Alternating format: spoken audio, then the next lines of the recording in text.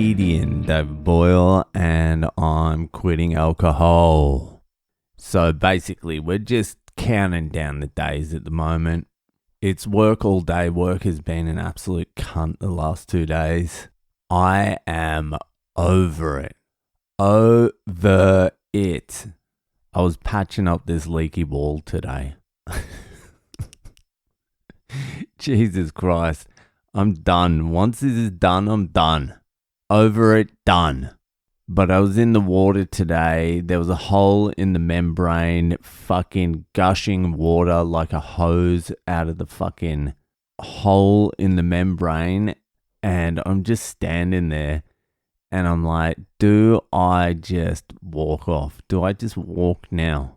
I was looking at the wall and there were 3 holes. There was one where the water was like a fountain coming out, and there was 2 that one was like a medium level water coming through, and the other one was like a tiny little hole, but they were all going to be very difficult to fucking patch back up with the water coming through, and there was no real way to drain the water from behind the wall. Oh my God, it's like trying to fucking block the hole in a dam that has a crack in it. You can block up most of the crack, but the last little bit, the pressure's coming through, there's a lot of water, and it's very hard to seal because of the water.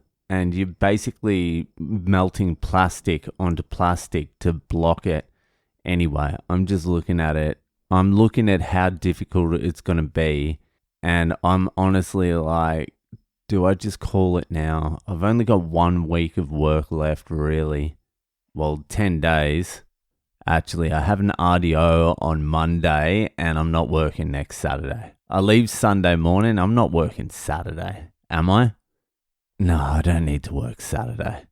So I've got Wednesday, Thursday, Friday, Saturday, and then Tuesday, Wednesday, Thursday, Friday. What's that? 8 days. That's what I was doing. I was doing the calculation. I'm like, if I walk off here, what am I going to do? Do I have anything I really need to do? And is it worth doing more than it's worth making this money, this last little fucking chunk of money? And I couldn't really decide. I couldn't fucking decide. So I took a neutral position.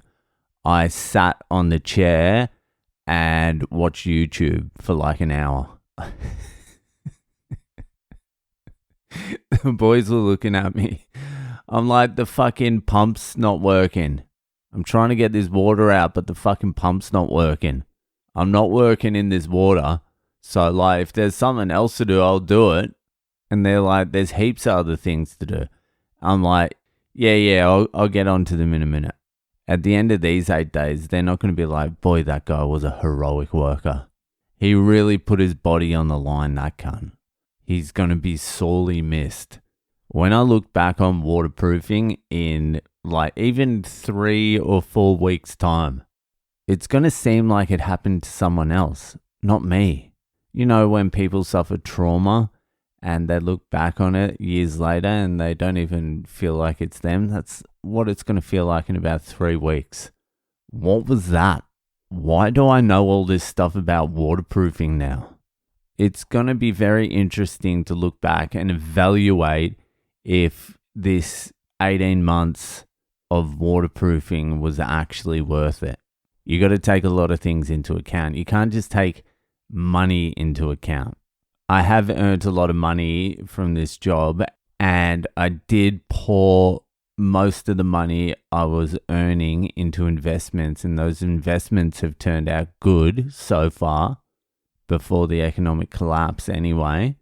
So monetarily, it was the right decision. It's been great, and it will probably give me a fair bit of breathing room in the US just to hit the comedy clubs and do what I need to do there.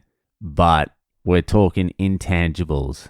Like, what are the missed opportunities I didn't get because I was in a tunnel rolling out membrane, you know? And like, what damage has it done to my body? My fucking knees. I injured my finger. That still isn't 100%. It'll probably never be 100%. I haven't done jujitsu in God knows how long. Fucking 9 months or something. I stopped going to the gym fucking like 4 months ago, 5 months ago. There's a lot of things you need to take into consideration. But Christ Almighty, I am ready. I'm ready to lay down the heat gun and the roller. I'm ready to retire them. But it's still fucking a few days away. I can't really be asked to work when I know I'm leaving, can I? The problem is no one else knows. Just me. So they're like, why is this cunt not doing anything? Anyway, I still have to turn up to collect the money. So I'll do that. That'll do for tonight. And I'll see you the fuck later.